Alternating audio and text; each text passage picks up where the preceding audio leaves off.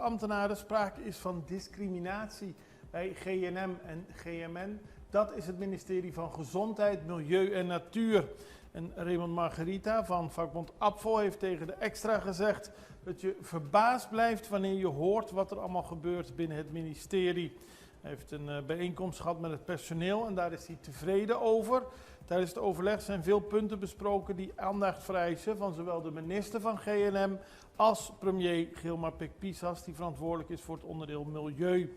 Een van de klachten die naar voren kwam betreft een consultant die al meer dan een jaar bezig is met een zogenaamde nulmeting, maar de werknemers weten niets over de resultaten hiervan. Een andere klacht is dat vooral werknemers in hogere functies binnen het ministerie in aanmerking komen voor een hogere salarisschaal, terwijl medewerkers op het laagste niveau niets ontvangen.